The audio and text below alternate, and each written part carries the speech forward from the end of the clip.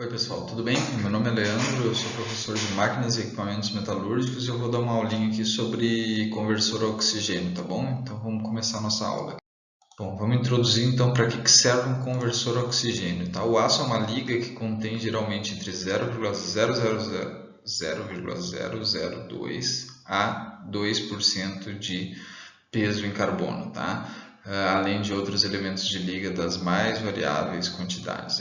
A invenção do conversor Bessemer, tá? Depois evoluiu ao conversor LD, possibilitou a fabricação de aço a partir de ferro gusa, que possui entre 3,5% e 5% de carbono e mais porcentagens de silício e manganês. Através do gusa líquido, é possível oxidar o carbono, o silício e o manganês nele contido e ter energia suficiente para elevar a temperatura do gusa que era de no máximo 1300 graus para um patamar de 1600 graus, obtendo-se o aço líquido. Então, para que serve o conversor? Ele serve basicamente para obter aço através da utilização como matéria-prima do ferro gusa, tá? Então, transforma a gusa em aço, tá? Como que é o gusa? O gusa tem de 3,5% a 5% de carbono. E como que é o aço? O aço ele tem no máximo 2%. Então eu tenho que tirar um pouco de carbono aí, tá?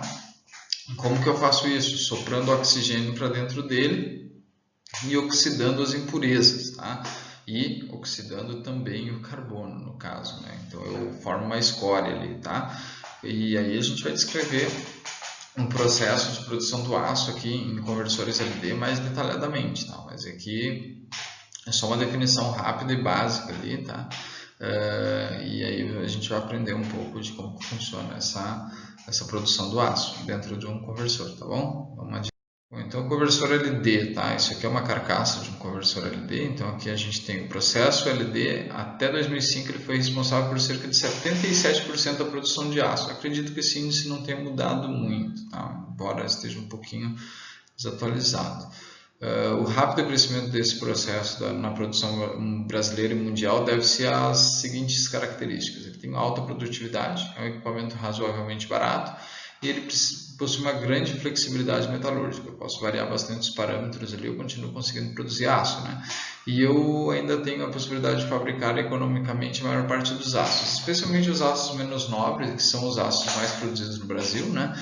Eu tenho a possibilidade de produzir esse tipo de aço com baixo custo, tá? Em um equipamento versátil e razoavelmente simples, tá? Então, por isso se dá o sucesso desse conversor LD aqui no Brasil. Tá? A rápida sequência das operações de refino em conversores de alta capacidade e a operação simultânea de 2 conversores confere às aciarias LD uma grande produtividade. Então, o processo como um todo também tem uma grande produtividade devido a essas situações ali que tem uma rápida, a operação dele é bastante rápida, tá? E ele possui um equipamento que possui elevada capacidade também, tá? E eu posso ter mais de um conversor operando ao mesmo tempo numa planta, então isso faz desse processo um processo bastante consagrado na indústria metalúrgica, tá bom? Vou falar um pouquinho das matérias-primas, tá? A principal matéria-prima é o gusa líquido, tá? Ele constitui a parte predominante da carga metálica, sendo o seu aporte térmico em termos de temperatura e composição química responsável por quase a totalidade do fornecimento de calor do processo. Então, boa parte do calor é fornecido pelo gusa, que tem uma elevada temperatura, né? Então, se eu não tenho gusa, eu teria que aquecer aquilo de outra maneira. Então, boa parte, o calor vem principalmente a reserva térmica ali que o gusa em alta temperatura tem. Tá? O gusa líquido deve apresentar características físico-químicas adequadas e com menor variação possível a fim de permitir uma operação regular do conversor. Então, é ideal que o gusa tenha sempre mais ou menos a mesma composição, porque se eu entro com produtos de composição muito diferentes, eu teria que variar os parâmetros e nem sempre eu consigo essa variação de parâmetros num equipamento desse porte. Tá? Sem isso, a produtividade diminui muito, tá? Então eu acabo perdendo, né, usando parâmetros inadequados para o meu processo, devido à necessidade constante de ajustar o processo, vazão e altura da lança, né? Vocês vão ver mais tarde o que significa vazão e altura da lança. Tá? E as condições anormais que são praticamente identificadas pela temperatura do gusa abaixo de 1230, então ele tem que ter uma temperatura bastante alta, acima de 1230, para o processo ser eficiente, tá? E pelos teores muito altos de silício, então acima de 0,9% começa a complicar o meu processo, ou muito baixo. Então, eu preciso de um teor, principais parâmetros, um teor adequado de silício e uma temperatura elevada, acima de 1230. Tá? Então, esses são os parâmetros importantes do nosso GUS. Agora vamos ver as outras matérias-primas, tá bom? Sucata, né? Outra matéria-prima. A sucata de aço constitui a maior parte da carga sólida de um conversor LD. Do ponto de vista do rendimento metálico, é vantajoso o consumo de uma proporção alta de sucata, uma vez que o teor de ferro é superior ao gusa, né? Então, o que significa? A sucata normalmente ela tem menos carbono que o gusa, né? Porque normalmente a sucata é de aço, né? O aço, como eu disse, ele é uma liga com menor teor de gusa, tá? É usada a sucata de retorno da própria usina e também sucata comprada externamente à usina. Tá? No aspecto de composição química, a sucata de retorno é constituída principalmente de ferro, não apresentando de maneira geral problemas quanto a impurezas. Tá? Então, a sucata de retorno produzida ali dentro da empresa, ela acaba tendo uma composição bastante adequada, né, em relação à quantidade de impureza. Já as sucatas, as dimensões da sucata devem ser tais que permitam sua completa fusão durante o sopro e não causem estragos ao revestimento do conversor no carregamento. Então é o seguinte, eu não posso carregar uma sucata gigantesca que eu atire lá dentro do forno e eu quebre o meu refratário, tá? Ou danifique alguma parte do forno. Então ela tem que estar no tamanho adequado. Tá? E além disso, ela precisa fundir completamente, né? Se eu carregar uma sucata ele é muito grande, até o fundir, né? Imagina se a gente carrega um cubo de gelo gigantesco ali dentro da nossa Coca-Cola, ele demora um tempão para fundir. A mesma coisa acontece com o aço. Se eu carregar, embora ele tenha uma condutividade térmica bem maior do que o gelo, né? Mas mesmo assim eu posso demorar muito tempo a ponto de eu ainda ter ferro sólido, que é totalmente inadequado para o processo. Então, eu tenho que ter uma sucata de uma dimensão adequada para que ocorra a fusão do meu material ali, da minha matéria-prima, tá bom? Então vamos adiante nas próximas os próximos matérias-primas, tá? Vamos para mais uma matéria-prima aqui, o cal, tá? A adição de cal no conversor LD é necessária para a escorificação da sílica formada pela oxidação do silício da carga metálica e para a remoção do fósforo em enxofre. Então, para fazer desfosforação e dessulfuração, eu preciso ter cal. Além disso, eu consigo absorver a sílica pela escória através do uso do cal. Então, ele é bastante importante ali para a formação de uma escória e remoção do silício, né? Porque senão prejudica a elaboração do aço, né? Além disso, uma quantidade extra de cal, né, de CaO, deve ser suficiente para diminuir o ataque do refratário pela sílica, né? Então a sílica acaba atacando o refratário se eu dou meio que uma neutralizada ali no potencial de ataque da minha sílica no refratário, tá bom?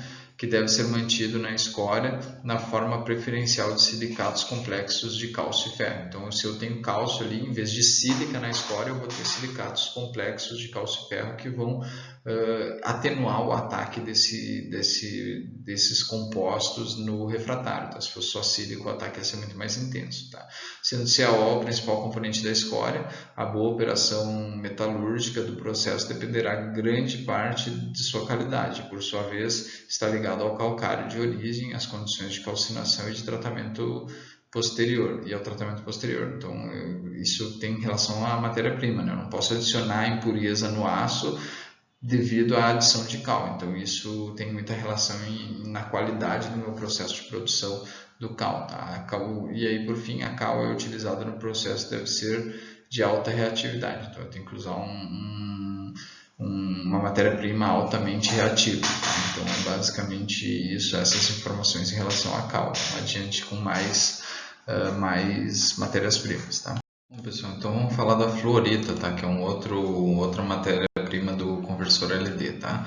A fluorita é constituída basicamente de fluoreto de cálcio e é utilizado como fundente do cal para acelerar a dissolução e aumentar a fluidez de escórias muito viscosas. Então a fluorita está ali mais ou menos basicamente para baixar o ponto de fusão do cal, tá? E para diminuir a viscosidade, fazer uma escória mais fluida, mais tendendo a um líquido do que efetivamente a um sólido, né? Então fazer que ela tenha mais fluidez nesse caso, tá? Seu comportamento varia bastante de acordo com a qualidade da carga, tipo de aço e prática operacional, geralmente sendo na ordem de 100 a 200 kg por corrida para conversores de 160 toneladas. Então, é 100 kg a cada 160 toneladas, 200 kg. a cada 160 toneladas. Então, é uma quantidade razoavelmente baixa, né? Porque 160 toneladas, você vai gastar 100 quilos, dá, sei lá, vamos ver, 160 dá 1 quilo por tonelada, mais ou menos. Uma quantidade razoavelmente baixa, né? Outros solventes podem ser utilizados no lugar da fluorita por razões econômicas e devido à sua escassez cada vez maior no mundo. Então, hoje em dia se estuda a utilização de outros fundentes porque a fluorita está cada vez mais escassa e mais cara, né? Então, entre eles tem os aluminatos, especialmente a bauxita, né, que é um minério para produção lá de alumina, né? E boratos também são bastante utilizados como alternativa, né? Mas ainda a fluorita é o principal fundente utilizado hoje em dia, tá bom? E o minério de ferro, ele tem a sua utilização no conversor LD pode ter duas funções: acelerador da dissolução do cal, né? Uma função análoga da fluorita, quando adicionado no início do sopro, e o agente refrigerante. Como ele é uma carga fria, né, eu adiciono dentro do forno, eu acabo diminuindo a temperatura do reator, né, sendo então adicionada em qualquer etapa, mas principalmente no final do sopro. Então, para refrigerar lá no fim do sopro, eu posso tirar um pouco de minério de ferro. Se eu quiser acelerar a dissolução da cal, eu tenho que adicionar lá no início, até porque a cal é carregada lá no início também, tá? E a dissolução da cal também ela deve ocorrer também no início, tá? Se eu adicionar depois, no segundo momento lá, a cal já está dissolvida. Então, com essa função, eu não vou acabar adicionando para nada, no caso, né? Sendo seu poder refrigerante bastante elevado, seu consumo deve ser o menor possível, tá? Porque ele retira muito calor da carga, né? Então, se eu ficar tirando muito minério de ferro lá dentro, eu vou acabar diminuindo o rendimento térmico, né? Então, aqui deve ser o menor possível para um maior rendimento térmico do forno. Maior consumo de sucata e maior produção de aço, tá? Deve-se notar também que a utilização de grande quantidade de minério aumenta o volume da escória e agrava o risco de projeções, tá? Então, o que significa aumentar o volume da escória, tá? Bom, o minério de ferro é um óxido, né? Se eu adicionar a ele, a atmosfera que eu tenho ali no conversor LD, ela não é uma atmosfera redutora. Então, eu estou adicionando um óxido, esse óxido vai parar na escória e ele vai basicamente se transformar em escória, tá? E quanto mais escória eu tenho, maior o risco de projeções, que é pequenas gotículas serem expelidas de dentro do forno. Isso pode acabar ocasionando algum acidente se ela sai de dentro do forno e pode danificar alguma coisa ou inclusive ser um risco para as pessoas em volta do forno, tá bom? Então, esses são os detalhes aqui sobre o minério de ferro como matéria-prima, tá? Bom, e aqui ainda tem outras adições, tá? O ferro silício é adicionado para controle térmico do processo, cedendo calor ao sistema, devido à oxidação do silício, né? Então, quando o silício oxida, eu adiciono ferro silício ali, conforme vai acontecendo o sopro, o silício vai sendo oxidado, produzindo uma reação altamente exotérmica, que acaba fornecendo calor para o forno, tá? Um calor por reação química, né?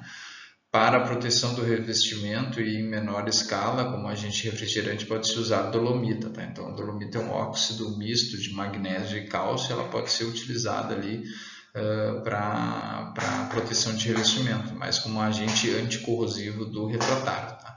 O calcário também pode ser adicionado como refrigerante, atuando também como doador de cal. Então, o calcário eu coloco ali, ele vai refrigerar também quimicamente, porque a reação de calcinação ela acaba consumindo calor, tá? E ele acaba fornecendo cal, tá? E acaba sendo também um produto para fazer escória ali, tá? Então ele acaba aumentando o volume da escória, tá? E o minério de manganês é às vezes utilizado como fluxante, tá? Como na mesma função da fluorita, acelerando a dissolução da cal, e em sopro combinado favorece o aumento de manganês de final de sopro, economicamente assim as adições, favorecendo economicamente assim as adições de ferroligas, tá? Então, esses aqui são as outras adições dentro do conversor LD, tá? E aí a gente vai ver ali já caminhando para as últimas matérias-primas e vamos ver um pouco do processo, tá bom? Bom, o processo LD normalmente ele utiliza oxigênio de alta pureza para evitar teores de nitrogênio mais elevados no aço, tá? Nitrogênio inadequado, tá? O que é extremamente danoso à qualidade. Então, se eu tiver nitrogênio no aço, eu acabo tendo uma qualidade ruim do aço. Então, o ideal é usar o máximo de oxigênio. Então, por isso não se sopra ar atmosférico e sim oxigênio com alta pureza. Tá? O consumo de oxigênio varia com a prática operacional, tipo de lança, distância do banho e a lança, adições de minério, carepa, qualidade do gusa e proporção da sucata, sendo médio de 5 normal metro cúbico por tonelada de aço. Então esse é o consumo de oxigênio e depois vocês vão ver ali as funções do oxigênio dentro do forno. Tá? Então vamos adiante. Então vamos falar do conversor LD aqui, né? Então aqui a gente tem as partes do conversor, tá? Aqui a gente tem o medidor sonoro, a saia ou coifa fixa, que é para onde saem os nossos gases, né? A boca do conversor aqui, o furo de corrida, que é por onde vai sair os nossos produtos, tá? A medição de temperatura online, o revestimento refratário aqui, a ventaneira, por onde pode ser soprado mais gás, né? E aí o banho metálico, aqui onde ocorre as reações, né? Aqui a gente tem o jato de oxigênio, né? Então aqui a gente tem a saída do jato de oxigênio, a carcaça metálica no exterior do forno, tá? A saia da coifa, tá? Então aqui a gente tem a coifa, a gente tem a saia da coifa, um dispositivo para analisar os gases que estão saindo dentro do forno e um sistema de absorção e limpeza dos gases, tá? Uma vez que esses gases não podem ser lançados da atmosfera, tá? Aqui um lugar onde posso adicionar materiais, tá? E a lança de oxigênio, que acaba sendo responsável pelo sopro de oxigênio, e uma sublança que vocês vão ver as funções mais para frente, tá? O ciclo de operação do forno envolve 6 etapas, tá? A primeira etapa é o carregamento. A gente primeiro carrega a carga sólida, tá? Embaixo. Depois a gente carrega o gusa líquido, depois começa a etapa do sopro e aí a medição e retirada das amostras para avaliar como está o meu produto lá no interior, se estiver tudo ok, vazamento e depois por fim o vazamento da escolha. Mais para frente aqui eu vou descrever etapa por etapa e as nuances importantes de cada uma dessas etapas, tá bom? Então, primeiro a gente tem o carregamento da corga sólida, ela é feita com forno basculado, tá? E ela é feita razoavelmente assim, para não tombar no interior do forno, e sim escorrer para dentro do forno, tá? Porque senão vai danificar os refratários, tá? Então aqui a gente tem, para o carregamento do conversor é basculado para uma posição inclinada de 60 graus. Então eu basculo, né? Eu giro o forno para carregar ele. O carregamento da carga sólida, que é a sucata de aço e ferro, gusa sólido, é geralmente realizado através de recipientes adequados, calhas de sucata que são manuseadas por pontes rolantes. Então vem uma calha de sucata aqui e ela despeja o material, tá? A disposição da sucata e calha não é feita de maneira aleatória, então eu não carrego de qualquer jeito aqui, mas por meio de arranjo que permita a presença de sucata mais fina na borda das calhas e sucatas mais pesadas no seu fundo. Esse procedimento visa proteger o revestimento conversor, amortecendo o impacto e pela queda inicial da sucata mais fina. Então eu coloco uma sucata mais fina, que acaba sendo mais leve, né, no início, para ela deslizar por aqui e depois a sucata mais grossa vem deslizando sobre a sucata mais fina, em vez de deslizar e desgastar todo o refratário. Então essa é a maneira que tu faz a carga para evitar ao máximo o desgaste do refratário, tá bom? E essa carga aqui, ela também tem a função de evitar o desgaste do refratário quando eu carregar a carga líquida, porque a carga líquida chega em alta temperatura e o refratário está numa temperatura muito mais baixa. A gente vai ver isso mais para frente aqui. Bom, então vamos ver o carregamento do gusa líquido, né? Após o carregamento da sucata, o conversor é retornado à posição vertical, oscilando em torno dela, tá? Para perfeito assentamento da carga. Então ele volta para a posição vertical e é meio que chacoalhado assim, para que o material se deposite no fundo, tá? E então basculado novamente a posição de carregamento para receber o gusa líquido. Então novamente ele é inclinado para receber o gusa líquido. Este é vazado dos misturadores ou carros torpedos, né, que são os equipamentos que carregam o gusa, né, que a gente tem um misturador, tá, com acentuado bico, muitas vezes denominados panelas pelicano, onde é pesado, tá? Então ali eu saio do carro torpedo e peso esse material aqui, tá? E depois, após a medição da temperatura e amostragem, o gusa líquido é carregado no conversor através da ponte rolante de carregamento inicial, tá? Então eu carrego o gusa, a panela de gusa tem um dispositivo que permite seu basculamento com gancho auxiliar da ponte. Então tem uma ponte aqui sustentando esse cabo e aí eu tenho um gancho auxiliar que vai puxar a nossa panela aqui que vai virar o gusa líquido para dentro do forno, tá bom? E aí a gente vai para a próxima etapa. Então, terminado o carregamento do bus a líquido, o conversor é trazido novamente para a posição vertical, como está mostrado aqui, e a lança de oxigênio é abaixada e o sopro inicial já durante a descida da lança. Então, ela já abaixa soprando, tá? E após alguns segundos reproduz uma chama que caracteriza o início das reações de refino. Tá? Então, quando o oxigênio começa a reagir com o que tem aqui embaixo, né? com os componentes do aço, especialmente o carbono e o silício, né? Eu vou notar uma chama, que é o produto dessa reação. Tá?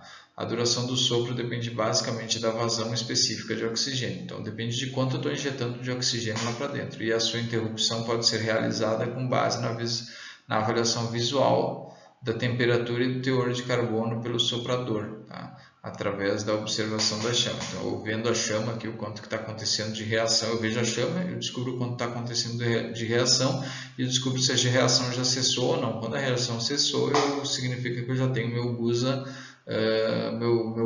o meu aço elaborado já, e não tem mais sentido de continuar soprando. Tá? As adições de cal e fundentes são realizadas no início do sopro ou parceladamente durante o seu transcurso. Então, eventualmente no início do sopro eu adiciono a carga, né, de cal e fundentes, ou eu posso adicionar um pouco no início e progressivamente eu vou adicionando. Tá?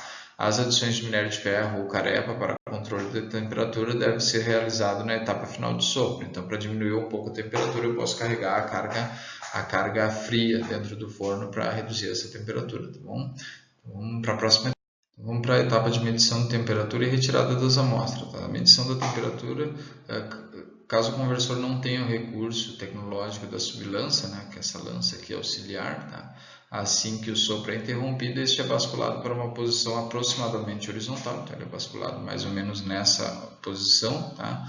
A fim de se medir a temperatura e retirar amostras de aço e de escória. Então eu basculo ele, retiro uma amostra de aço e escória para analisar e ver se está tudo ok com o meu banho metálico. Tá? Se a composição química e temperaturas corresponderem ao especificado, o aço é basculado no sentido contrário para vazamento da corrida da panela. Tá? Então ele é basculado para esse lado aqui, então é analisado e depois ele vai ser basculado para o sentido contrário, para cá, para medir, para fazer o vazamento, a corrida da panela do aço. Tá? Se a temperatura estiver abaixo do previsto e ou o teor de carbono acima do especificado, o conversor retorna à posição vertical e a lança é abaixada e a corrida reassoprada, fazendo-se assim as adições necessárias. Então, se eu não tenho a composição química correta do meu produto ou a temperatura está inadequada, eu retorno a baixar a lança e sopro de novo para atingir as composições e temperaturas adequadas. Tá? No caso da temperatura estar acima do previsto, a corrida pode ser esfriada no conversor com adição de minério de ferro, calcário ou ainda paras de sucata, neste caso através de uma calha especial. Tá? Então, se eu preciso baixar a temperatura, eu ainda posso carregar com material refrigerante ali para ajustar a temperatura adequada, tá bom? Bom, então vamos falar da etapa de vazamento, né? O processo LD é um processo oxidante, portanto o aço a ser vazado ele precisa ser desoxidado. Tá? Isso é feito durante o vazamento do conversor para a panela de aço, normalmente por meio da adição de alumínio ou silício, que são jogados diretamente no jato de aço através de calhas direcionais. Então, conforme eu vou vazando o aço aqui, eu coloco também a adição de alumínio e silício para promover a reação do oxigênio presente no aço, assim removendo o oxigênio de dentro da liga. Tá? Então, aqui durante o vazamento são adicionadas ainda as ferroligas que irão conferir ao aço certas características desejadas. Então, o aço deve ter ele tem uma composição específica, no momento de adicionar ferroligas com ajustar essa composição em relação a outros metais que não só ferro e carbono, né? Desculpa, outros elementos que não só ferro e carbono, eles são adicionados aqui nesse momento também. Tá? O tempo de vazamento deve estar dentro de uma faixa adequada para minimizar a passagem de escória para a panela e evitar uma oxidação excessiva do metal pelo ar. Né? Então, o tempo de vazamento ele tem que ser calculado para que eu não tenha escória dentro do meu banho metálico e também para que durante esse processo aqui o ar que está aqui em volta na atmosfera não oxide o meu aço. Tá? e também evitar a perda de temperatura, né, que esfria, e permitir uma produtividade adequada, tá? Então, eu evitando a oxidação, eu permito a produtividade adequada. Para minimizar a passagem de escória do conversor, ele tem alguns dispositivos ali que retêm a escória, que previnem eficazmente a transferência de escória para dentro da panela, tá? Após o vazamento, o conversor é basculado para o lado de carregamento, então ele volta para o outro lado ali e a escória é vazada no pote de escória. E aí ele retorna à posição de carregamento, reiniciando o ciclo, tá bom?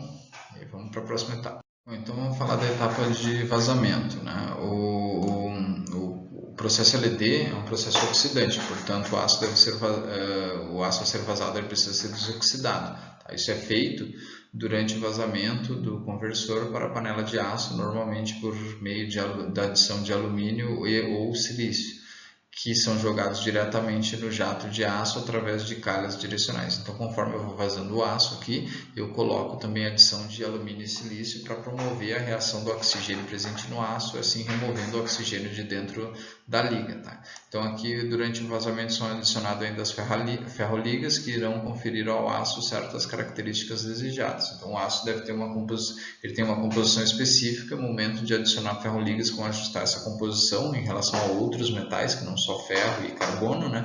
Desculpa, outros elementos que não só ferro e carbono, eles são adicionados aqui nesse momento também. Tá? O tempo de vazamento deve estar dentro de uma faixa adequada para minimizar a passagem de escória para a panela e evitar uma oxidação excessiva do metal pelo ar. Né? Então, o tempo de vazamento ele tem que ser calculado para que eu não tenha escória dentro do meu banho metálico, e também para que durante esse processo aqui o ar que está aqui em volta na atmosfera não oxide o meu aço. Tá?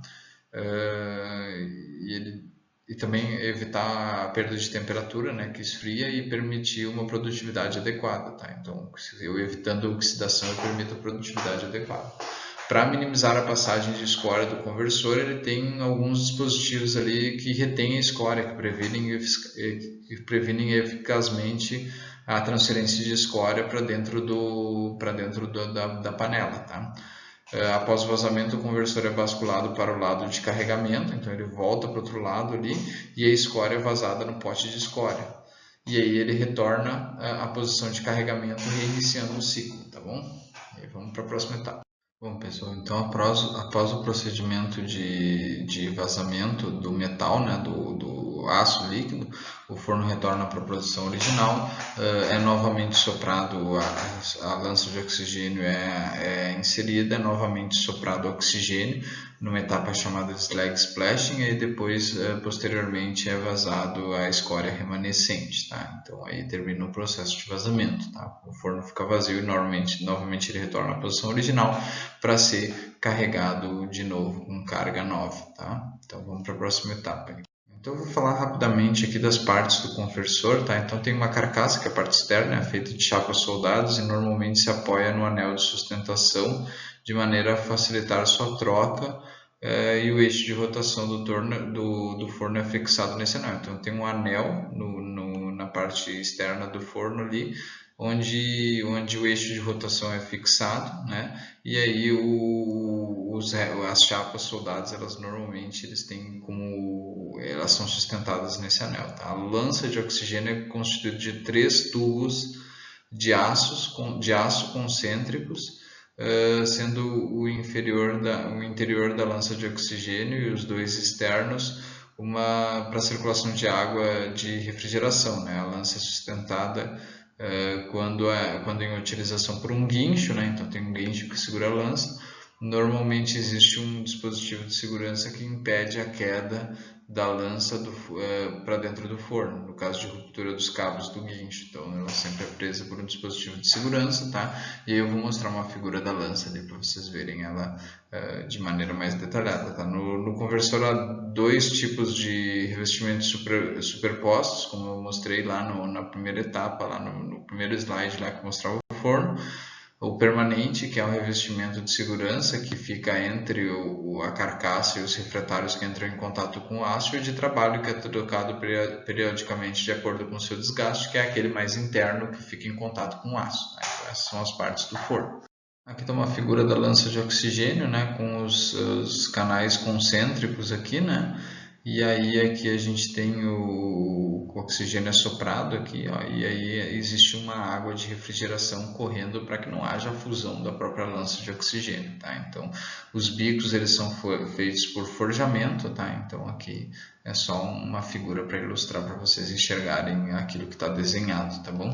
E aí o processo ele tem mais intuito de explicar mais ou menos o conversor, né? Mas eu vou falar um pouquinho rapidamente das reações que ocorrem. Então, o ferro presente no metal, né? Ele é oxidado. Não todo ele, mas parte dele é oxidado, produzindo vostita, tá? Eventualmente algum ferro que oxidou, também não todo ferro que oxidou sofre essa reação, mas parte dele sofre a reação e retorna para a fase metálica via silício ou via manganês, tá? Eu acabo formando um produto de escória aqui com a sílica no ferro, o óxido de ferro e a sílica, tá? Isso também acontece com o óxido de manganês, tá?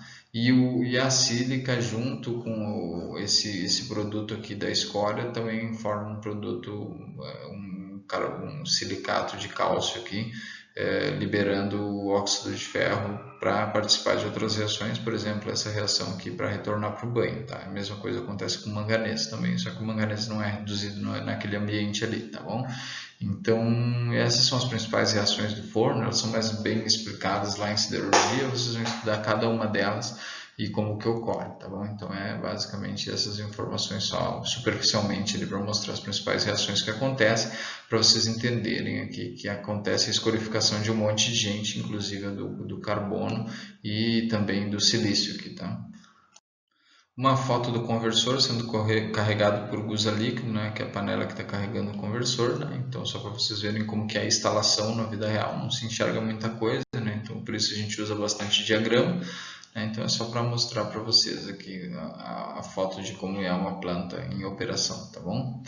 E para finalizar, pessoal, eu quero agradecer a todos que estiveram comigo até aqui, tá? E falar que se vocês tiverem algumas dúvidas, vocês podem me procurar, seja em sala de aula, nos corredores do IF ou nos laboratórios de metalurgia lá do Instituto Federal de Mato Grosso do Sul, campus Corumbá, ou então via eletrônica, seja ela por e-mail, WhatsApp ou então pelo dispositivo eletrônico que eu estiver usando, o recurso tecnológico, né? Seja ele o Google Classroom ou o Google ou o Moodle, tá? Então, é basicamente isso que eu queria dizer para quem é aluno do IF. Se você chegou aqui por algum outro motivo e gostaria de fazer algum comentário crítico ou perguntar alguma dúvida, se eu souber responder, é só mandar um e-mail, tá bom?